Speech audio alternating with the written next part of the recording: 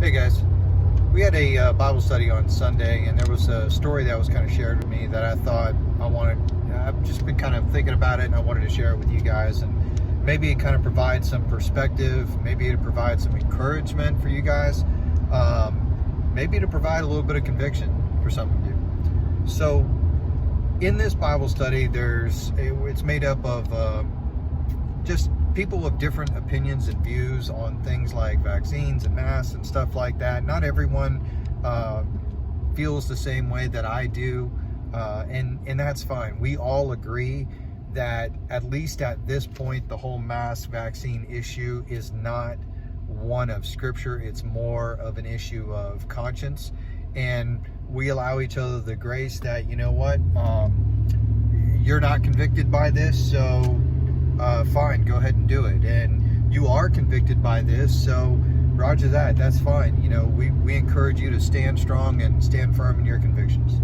So that's just for side note, that's how grace is actually applied, is when it's not a matter of Scripture, but you do stand toe to toe and you know, side by side with one another and say, you know what, I'll support you in your right to think differently than me. This is not an issue of Scripture, it's an issue of conscience, so I support you.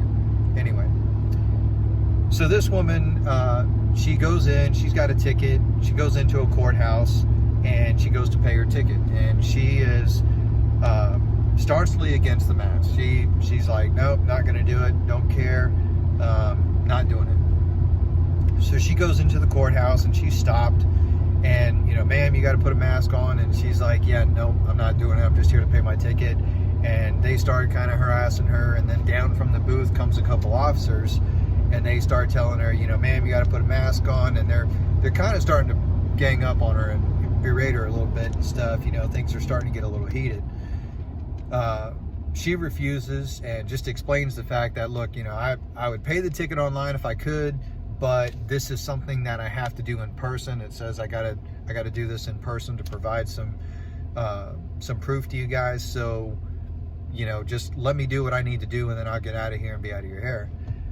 One of the officers kind of pulls her aside and says, man, let's just go outside so we can talk about this, because everyone was getting kind of heated. And as they go outside, the one officer tells her, you know, it's like, you know, do you think that we like to be wearing these masks? Do you think that we want to be wearing these masks? And so on and so forth. And the two of them have some words together and stuff, and then that's kind of where things get left. But here's the thing. I thought that interaction exemplified or was a microcosm for everything that's wrong right now in our society. This woman had the strength and the courage and the conviction to stand up for what it was that she believes. She knows going inside of a public building like that, going inside a government building, especially under this current administration, she knows that she's going to get pulled aside, that she's going to be confronted. And let's be honest, none of us want that. Like, I'm not afraid of confrontation, but by God, I will do everything I can to avoid it. I don't want to sit there and have a conversation with a cop or with a store owner or something like that over this issue. I would just soon you leave me alone, let me do what I need to do, and then I can go. By the same token, I'm not going to violate my conscience either. And that's kind of how she felt. But the thing that really stood out to me was the officer's response. The officer's response was, do you think we like to be wearing these? Well, that indicates a couple things. Number one, it indicates something about you personally. Number one, you also agree that this is foolish and that you don't want to be doing it. But you also indicate that there are others on the police force, because you sit there and you say that we don't want to be doing this, indicating that there's more than one of you.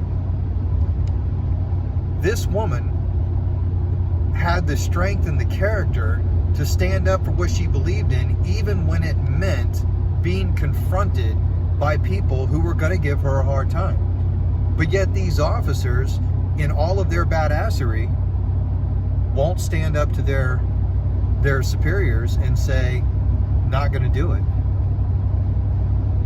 You know, and I'm sure they have their own justifications. You know, I got to feed my family. Oh, I'm doing this for the community or whatever. Okay, cool. That's fine. To you, it's not a big enough issue, but to her, it was. So for you to sit there and berate her for standing firm over something that she feels that strongly about, that her rights are being imposed upon, and you admit that you feel the same way, but you just simply lack the courage to stand up for yourself,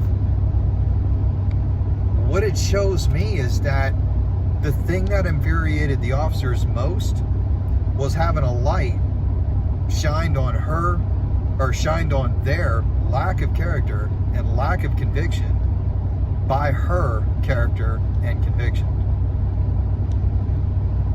And that's what I think is going on a lot of times.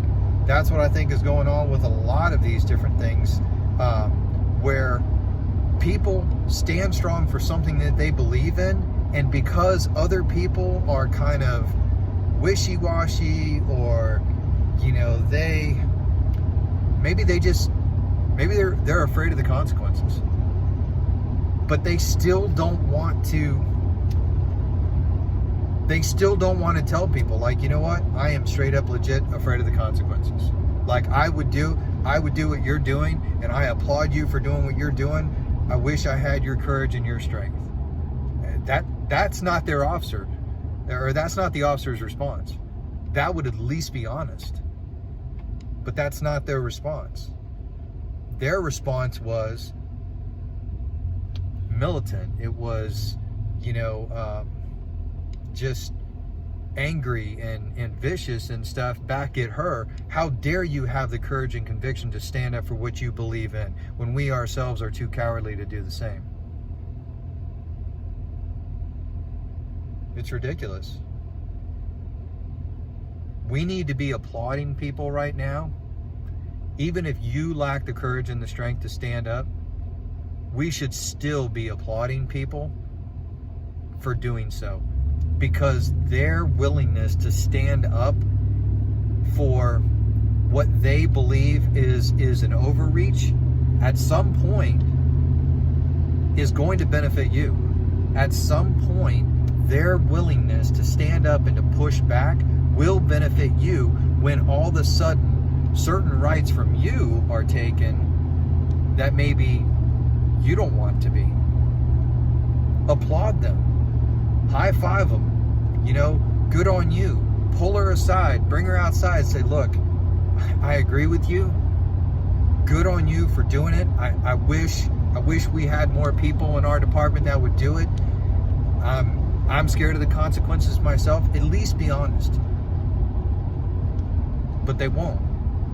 They want to vilify the people who are pushing back. And that's that whole cancel culture and stuff that we see, where anybody who argues against the norm is just silenced.